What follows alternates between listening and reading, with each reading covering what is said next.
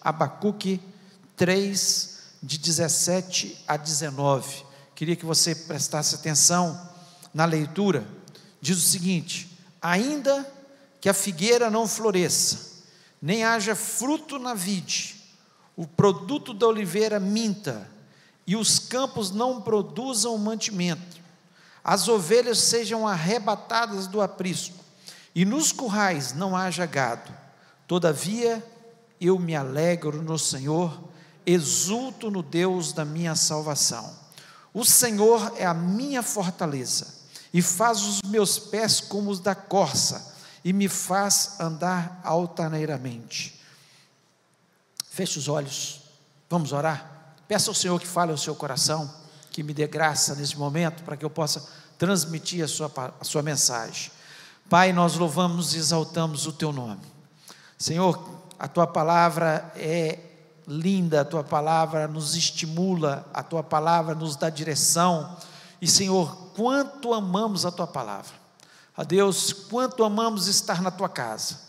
Senhor, podemos compreender perfeitamente o salmista, quando ele diz que mais vale um dia nos teus atos, do que 1000 fora deles. Senhor, não tem lugar melhor para nós estarmos do que na tua casa. Aqui nós exaltamos o teu nome, e eu tenho certeza que o Senhor recebeu a nossa adoração. Fizemos da forma mais sincera, Senhor, fizemos, Senhor, de coração. Portanto, em nome de Jesus, que o Senhor possa agora nos abençoar, falando ao nosso coração. Ministra, Senhor, primeiro ao meu coração, para que eu possa transmitir o teu recado ao teu povo, que a tua mensagem possa alcançar cada um dos corações, e todos possamos sair deste lugar abençoados, cheios de fé, crendo no Deus poderoso que tu és.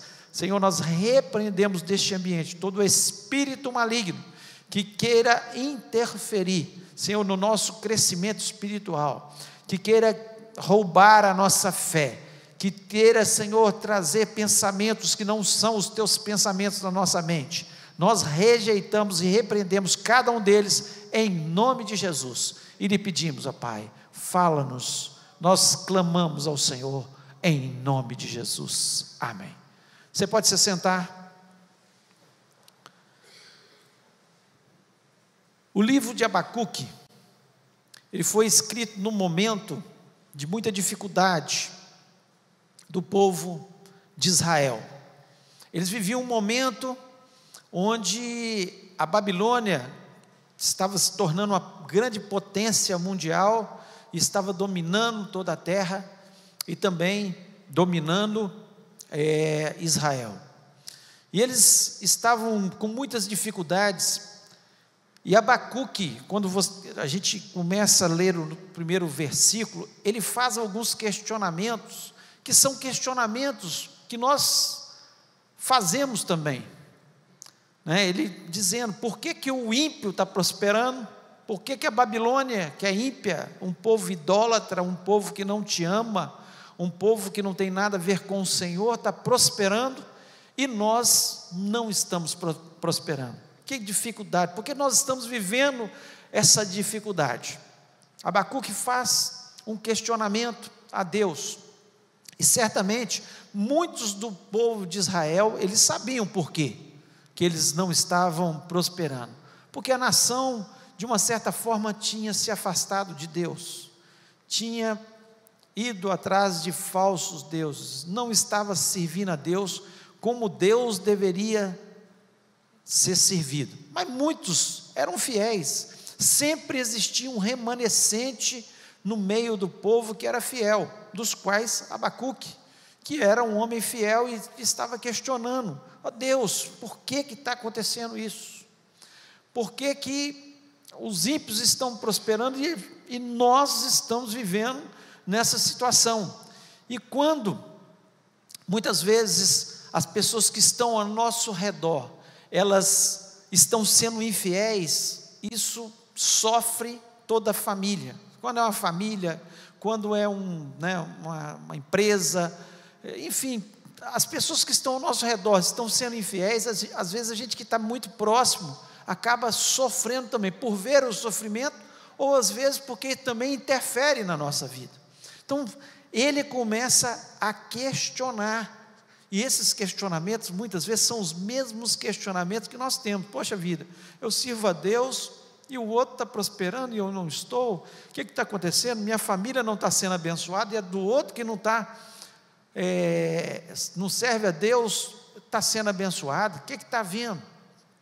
Mas, aqui no final, quando nós lemos esses versículos, nós já vemos um Abacuque mais maduro, compreendendo melhor aquilo que se passava, ia para cima de tudo, louvando a Deus, apesar das coisas estarem indo muito mal.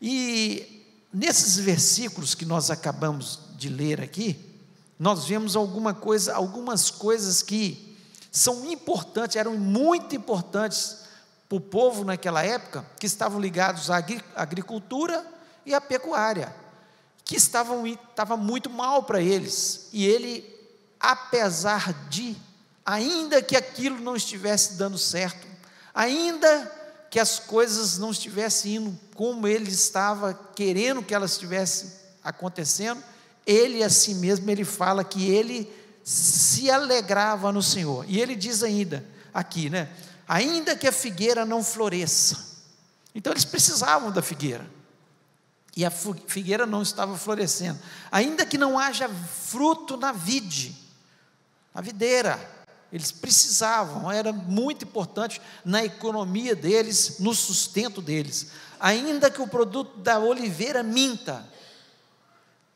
a oliveira produzia o óleo para eles, o fruto, eles se alimentavam daquilo, aquilo era usado para muitas tarefas domésticas, tanta coisa que era usada a oliveira, e ainda que não tivesse acontecendo isso, ainda que os campos, ele diz, não produzam mantimentos, os outros mantimentos que eles necessitavam, então ele começa já mostrar de uma forma mais madura, não questionadora, não murmuradora, mas de uma forma mais madura, que ainda que nada tivesse dando certo no campo, ele exultaria o Senhor. E ainda, ele continua aqui no versículo 17, dizendo, ainda que as ovelhas sejam arrebatadas, então ele começa com as ovelhas, ainda que sejam roubadas as nossas ovelhas, ainda que os nossos currais não haja vacas, assim mesmo eu exultarei o Senhor. Então você tem que começar a pensar nessa situação e trazer para a sua vida, para o momento que você está vivendo. Ainda que eu esteja desempregado, eu estou exultando ao Senhor? Ainda que eu esteja enfermo, eu estou me alegrando no Senhor? Ainda que os negócios não estejam indo tão bem, eu estou exultando no Senhor? Ainda que muitas vezes a minha família está com problemas, talvez um filho, talvez um casamento ainda, eu ainda estou exultando no Senhor? E aqui é importante a gente pensar que ele não estava exultando nas circunstâncias, ele estava mostrando claro que não eram as melhores. A exaltação dele e a alegria dele estava no Senhor, porque ele não olhava apenas as circunstâncias. Quando nós aprendemos não olhar apenas as circunstâncias, mas fixar o nosso olhar por autor e consumador da nossa fé, que é Jesus, a nossa visão se transforma, porque nós não temos uma visão míope, uma visão terrena, uma visão só nas coisas que nós podemos obter nessa vida, conseguir nessa vida, usufruir nessa vida, mas nós temos uma visão muito além disso. Por isso que aqui Abacuque já mostra uma maturidade maior, não aquilo do início, quando ele começa a escrever e questionando tantas coisas, por que nós estamos passando por essa situação? Mas ele começa a entender, não para quê nós estamos passando, mas o porquê das coisas, Muitas vezes nós passamos nessas situações para que a gente possa crescer espiritualmente e chegar lá na frente e olhar para as situações da vida, e ainda que elas não sejam as melhores, ainda que sejam situações que nos deixem em dificuldade, ainda, nós exaltamos e nos alegramos no Senhor nosso Deus. E aqui, Abacuque, ele, ao não olhar para as circunstâncias e olhar para Deus, pelo menos algumas coisas nós podemos tirar da vida de Abacuque e de quem é Deus, para a gente ter essa mesma maturidade, porque quando nós olhamos as características do nosso Deus, sabemos quem é o nosso Deus, nós temos a tranquilidade que, ainda que as circunstâncias sejam adversas, eu ainda assim, eu exaltarei o meu Deus, eu me alegrarei no meu Deus, não nas circunstâncias, mas no meu Deus, porque eu conheço quem é Deus. Quem conhece a Deus de verdade, como Abacuque demonstra aqui, ele tem fé, que Deus tem características tão marcantes, que são importantíssimas na nossa vida. E a primeira característica que nós vemos aqui, que Abacuque pôde compreender, que Deus é soberano, Ele é poderoso, Ele governa todas as coisas, Ele governa. Então Abacuque, aqui, ele sabia que Deus estava no governo, Deus o fez compreender, que ainda que eles estivessem passando ali, pelo cativeiro babilônico, que eles estavam sendo atacados pelos babilônicos, que eles estavam em situação dificílima, naquilo que era a economia deles, ainda assim, Deus não perdeu o controle da situação. Talvez Abacuque, e a gente só pode compreender isso através do Espírito Santo, porque quando a situação está muito difícil na nossa vida, naquele momento, é muito difícil da gente ver que Deus está agindo, e que Ele vai interferir na situação, e que Ele nunca perdeu o governo das coisas. Deus não perdeu o governo, Deus é o controlador. A humanidade pode estar um caos, e nós vemos isso, a fome, a miséria, as pestes, a situação que o mundo se encontra, na questão moral, na questão da corrupção, é um caos o mundo, basta você olhar para esse mundo, mas Deus não perdeu o controle, tudo está no controle das mãos de Deus, basta uma palavra de Deus, tudo muda, e Deus está no controle da situação. E Deus estava no controle, porque o povo, ao passar pelo cativeiro, um povo antes idólatra, ele saiu do cativeiro, um povo diferente, porque muitas vezes é o cativeiro, é a situação adversa, que faz com que a gente amadureça, que a gente cresça, que a gente entenda melhor Deus, e quando vier uma outra situação, a gente não desespera, não fica perguntando por quê? Por que está acontecendo isso? Mas a gente tem a compreensão que Deus está no governo de todas as coisas, e Ele nunca vai perder o controle. Lá em 1 Samuel, capítulo 2, a partir do versículo 6, diz o seguinte: o Senhor é o que tira a vida e a dá, faz descer a sepultura e faz tornar a subir dela. Quem é que dá vida? Deus. Quando uma criança nasce, quem deu vida? Foi Deus. Quando uma pessoa morre, quem tirou a vida? Deus. Ele é que faz todas as coisas. No versículo 7 ele diz: o Senhor empobrece e enriquece, abaixa e também exalta. Quem é que enriquece? É Deus. É Deus. Quem é que empobrece? É Deus. Deus que faz com que a pessoa seja exaltada ou que seja rebaixada. Deus é que coloca as pessoas no governo e tira as pessoas do governo. Deus tem o governo de todas as coisas. Ele queria que Abacuque entendesse que Nabucodonosor estava no governo, estava se tornando uma grande nação. Através de Nabucodonosor, a Babilônia estava se tornando, em função, porque Deus estava permitindo, porque Deus é o Senhor da história, e Ele já tinha revelado isso que aconteceria.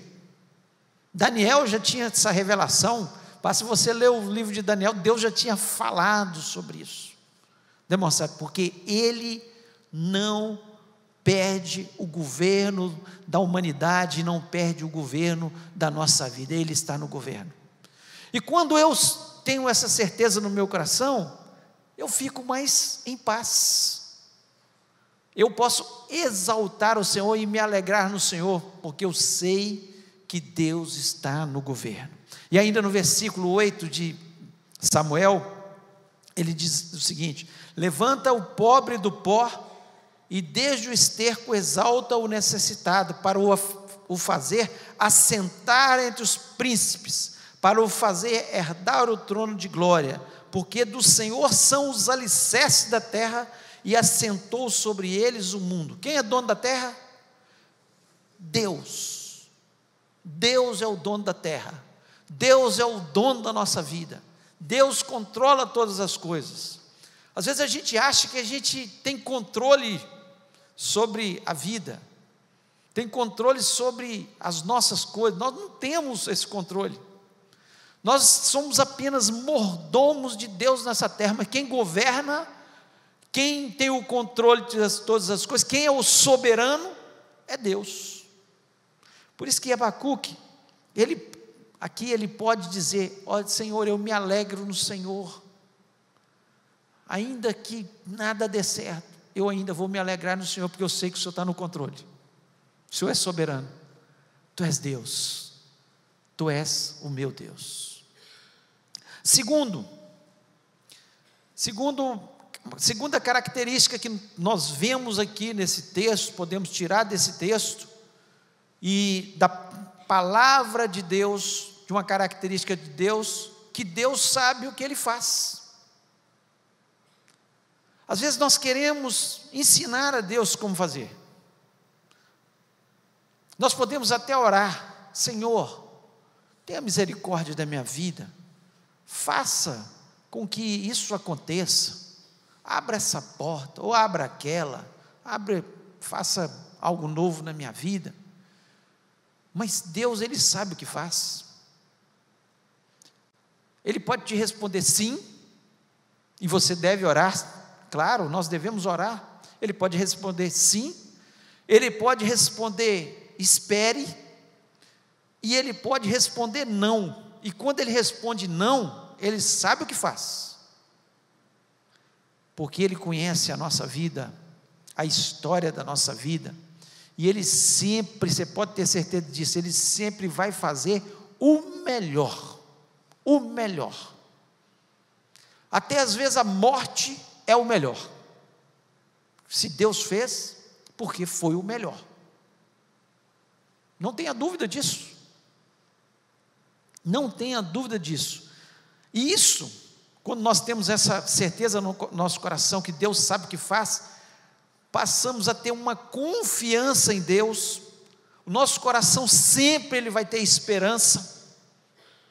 Sempre vai ter esperança. E nós podemos exaltar o nome de Deus e nos alegrar em Deus, porque nós, o tempo todo, Deus sabe o que faz. Então, quando Abacuque começa a descrever todas as coisas que estavam acontecendo, ele fala: Deus está sabendo o que faz. E Deus sabia o que estava fazendo realmente, porque aquele povo precisava aprender quem era Deus de verdade, eles não sabiam quem era Deus de verdade, e eles estavam precisando aprender. Então, Deus, Ele sempre vai fazer o melhor. O Novo Testamento nos conta, lá em Atos, que Tiago e Pedro estavam presos, na mesma cadeia, e Tiago foi morto à espada, foi morto, e aquilo agradou o coração do povo, eles ficaram felizes de ver Tiago sendo morto, o povo judeu. Pedro estava sendo preparado para ser morto no outro dia. O que aconteceu? A igreja orava por Pedro, a palavra de Deus nos diz isso, ela estava orando por Pedro, que Deus mandou o quê? Anjos irem até aquele lugar e libertar Pedro, e Pedro foi liberto daquela cadeia. Por que Deus não libertou Tiago? Porque Deus sabe o que faz.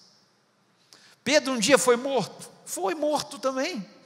A história nos diz que ele foi morto em Roma, crucificado de cabeça para baixo. Foi morto. Tiago só antecipou a sua ida para o céu. Deus falou assim: não, eu quero Tiago agora no céu, porque Deus sabe o que faz. Mas Deus deu o livramento a Pedro para mostrar exatamente: olha, eu sei o que eu faço, e eu interfiro quando eu quero, porque eu tenho o governo, e eu sei o que eu vou fazer. Então nós temos que entender, a nossa obrigação é orar, é clamar, porque a igreja tem que fazer isso, nós como igreja do Senhor, nós temos que fazer isso. Mas tem hora que Deus vai fazer, e tem hora que Deus não vai fazer. Se Deus fizer, Ele é Deus. Se Ele não fizer, Ele continua sendo Deus. Às vezes nós cantamos uma coisa, mas não vivemos aquilo que cantamos. E se Ele fizer, Ele é Deus, porque Ele é Deus, Ele pode fazer, Ele é poderoso, Ele é soberano. Mas muitas vezes Ele não faz, porque Ele sabe o que está fazendo. Ele perfeitamente sabe o que está fazendo. José do Egito, ele foi vendido como escravo pelos seus irmãos, e foi parar no Egito, escravidão. Depois foi julgado pelo seu senhor, injustamente, falando que ele tinha tentado ter relações sexuais com a sua esposa, sendo que foi o contrário, a mulher que tentou José de todas as formas. Mas ele foi parar na prisão. Depois da prisão, ficou ali um tempo, mas um dia Deus o tirou. José poderia questionar muitas vezes, Deus não se importa comigo, Deus se esqueceu de mim.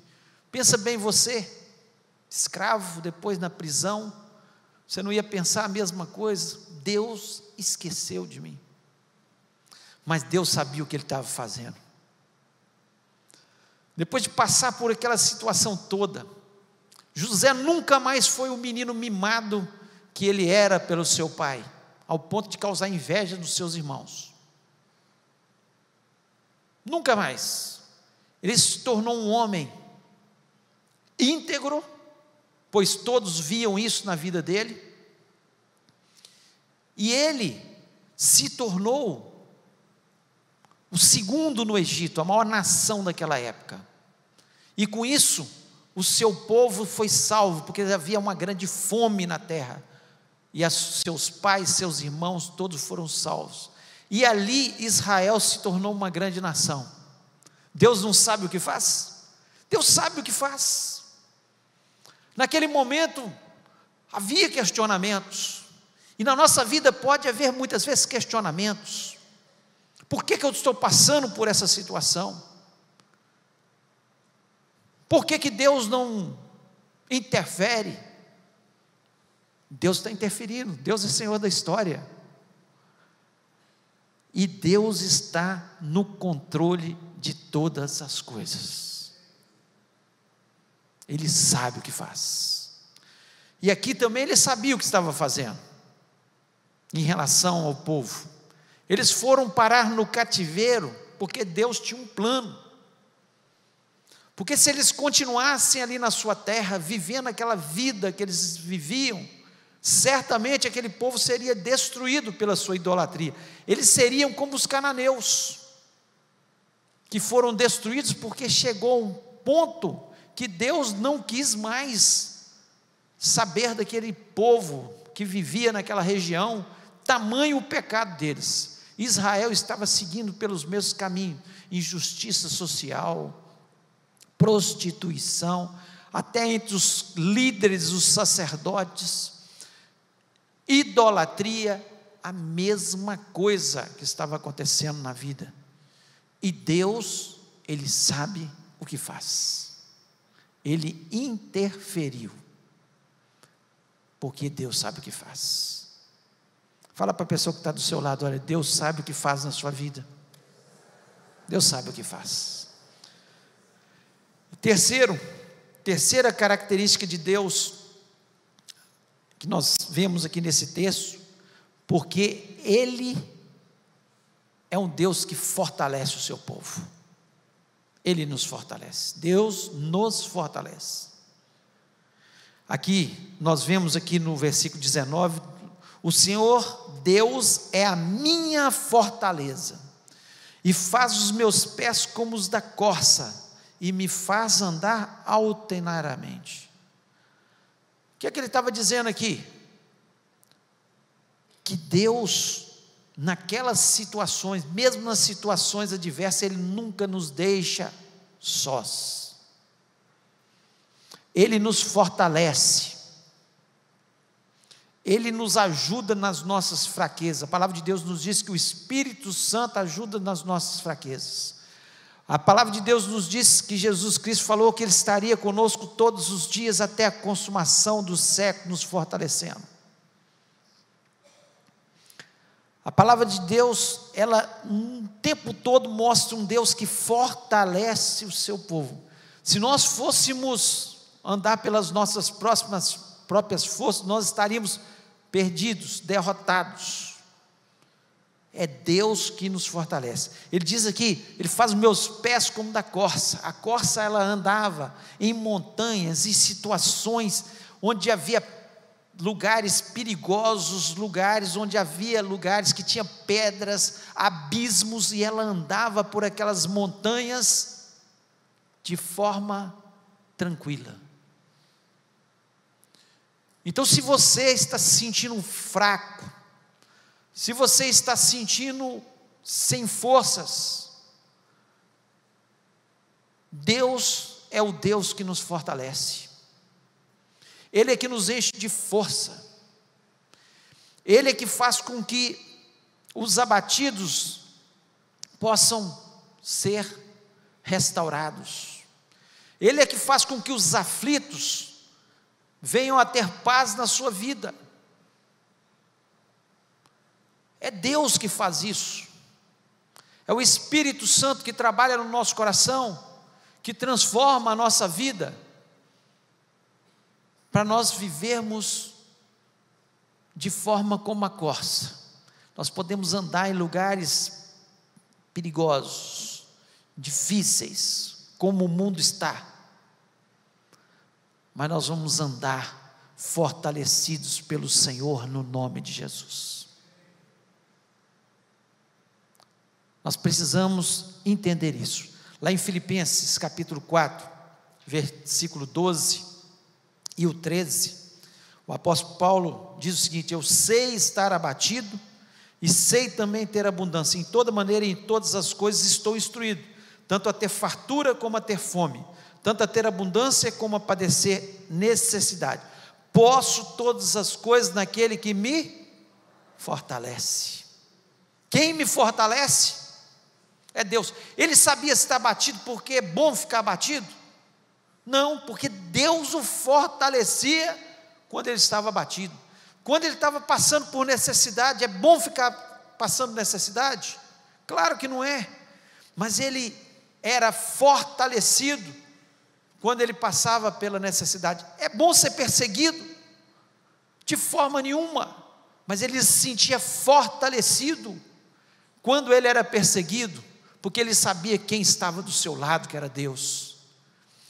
Então, quando nós temos essa convicção que Deus é que nos fortalece, Deus é que está ao nosso lado, Deus é que vai à frente das nossas batalhas, nós podemos olhar para a vida, olhar as dificuldades e falar: não, o Senhor faz os meus pés como da corça.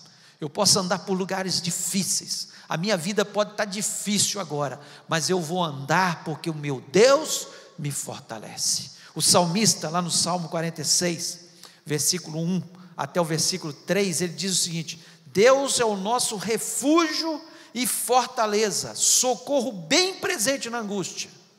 Olha o que ele diz, ele é socorro bem presente na angústia. Quem conhece a Deus, sabe que Ele governa todas as coisas, que Ele sabe o que faz, sabe também que nas angústias é Deus que o fortalece. E ainda ele no versículo 2, ele diz: pelo que não temeremos, ainda que a terra se mude, e ainda que os montes se transportem para o meio dos mares, ainda que tudo seja mudado, ainda que a terra esteja vivendo um momento difícil, vai viver um pior ainda quando chegar a grande tribulação, e esperamos não estar aqui mais, porque nós vamos ser arrebatados com o Senhor nos ares. Nós, ainda que tudo mude, que a terra esteja um caos, a minha confiança não está no homem, a minha confiança está em Deus.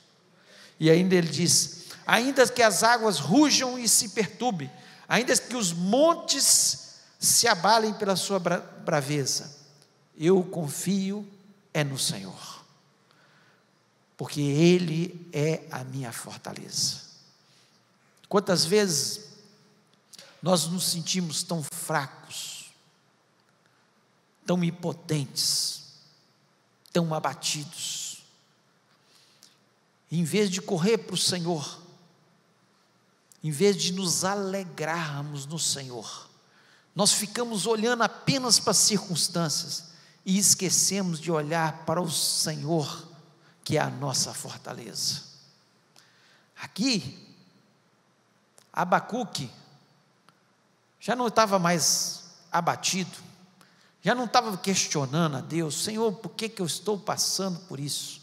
Mas ele estava exaltando, porque ele sabia que Deus estava fortalecendo ele naquele momento de grande dificuldade, na sua vida pessoal, porque ali estava interferindo na sua família, estava interferindo na sua nação, e estava interferindo na sua vida pessoal, toda aquela situação que estava vivendo, mas ele confiava inteiramente na força que vinha de Deus. Quando nós aprendemos quem é Deus, quem é o nosso Deus,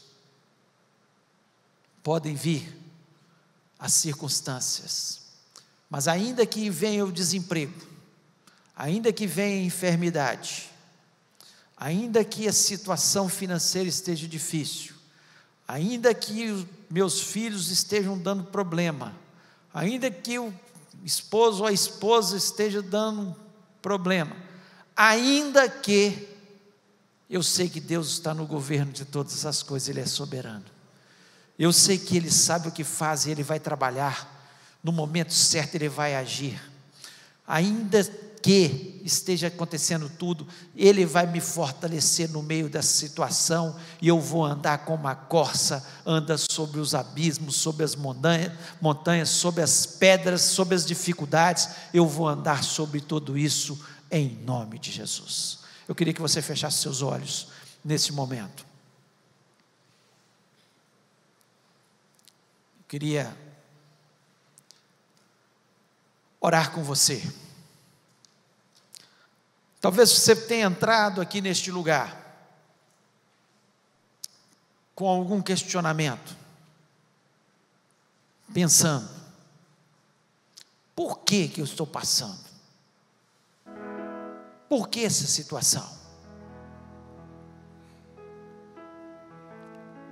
Eu espero que você possa sair deste lugar cantando um cântico da vitória, porque esses 3 versículos é como se fosse um cântico de vitória de Abacuque.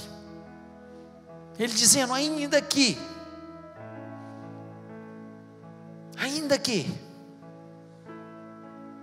não tenha videira, não tenha oliveira, não tenha figueira, não tenha ovelha, não tenha gado, ainda que o inimigo esteja nos derrotando neste momento, ainda assim eu exultarei ao meu Deus, eu me alegrarei no meu Deus.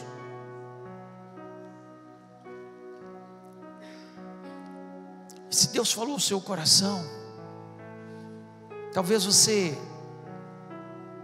entrou aqui abatido, aflito, vivendo uma situação difícil.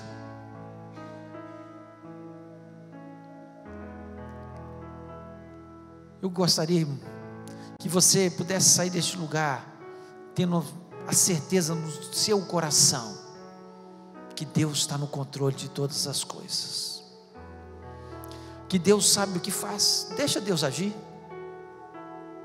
ore, clame, mas deixa Deus agir. Ele sabe o que faz.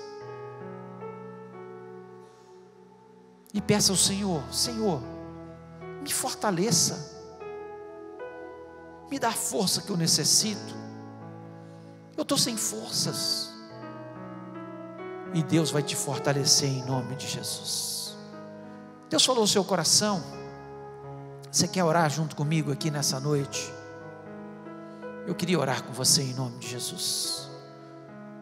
Se Deus falou no seu coração, fique em pé, e nós vamos orar, nós vamos falar com Deus.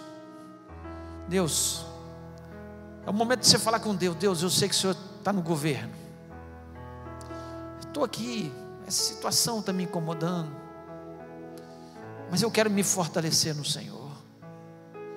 Eu sei que o Senhor vai fazer o melhor, que o Senhor vai agir da forma melhor. Se Deus falou no seu coração, fique em pé em nome de Jesus. Não endureça o seu coração, jamais endureça o seu coração quando você ouvir a voz do Espírito Santo. Quando Deus estiver falando com você, seja desafiado e fale: Senhor, eu sou essa pessoa, e eu me alegrarei no Senhor, vou sair deste lugar exultando o teu nome, porque eu sei quem é o meu Deus, e o Senhor sabe o que vai fazer. Coloque a mão no seu coração, fale com Deus, ainda que fale a sua situação, ainda que eu esteja enfermo, ainda que eu esteja desempregado, ainda que a minha vida não esteja tão boa, ainda que eu quero sair deste lugar, Senhor, exultando o teu nome, porque o Senhor governa todas as coisas, o Senhor está no governo da minha vida, o Senhor sabe o que faz e vai fazer o melhor. Ó Deus, fortaleça-me, peça ao Senhor, para que Ele venha te fortalecer, que Ele venha te encher com o Espírito Santo. E eu tenho convicção que você vai poder sair desse lugar dizendo: posso todas as coisas naquele que me fortalece. Pai querido, como é bom ter um Deus como o Senhor. Quando cantamos ao teu nome, nós não estamos cantando apenas cânticos jogados ao vento, mas nós cantamos aquilo que nós sentimos no nosso coração. Tu és o Deus Todo-Poderoso, o Deus controlador de todas as coisas, o Deus que conhece a nossa vida lá na intimidade, sabe dos nossos questionamentos, aquilo que tanto nos tem nos incomodado, e o Senhor sabe o que vai fazer, porque o Senhor é o dono da circunstância e da vida. Ó Deus, em nome de Jesus eu lhe peço que o Senhor nesse momento esteja fortalecendo cada um desses irmãos que entenderam e se colocaram de pé como um desafio na sua vida, e em nome de Jesus eu sei que o Senhor está agindo nesses corações, Senhor, que eles possam ter a certeza Senhor, que eles vão andar como uma corça, mesmo que ainda, Senhor, eles estejam vendo os abismos, mesmo que eles estejam vendo que as dificuldades estão aí, eles vão andar, Senhor, olhando para o autor e consumador da fé, que é Jesus Cristo, o nosso Senhor, e vão com certeza sair deste lugar revigorados, abençoados, cheios de fé, em nome de Jesus.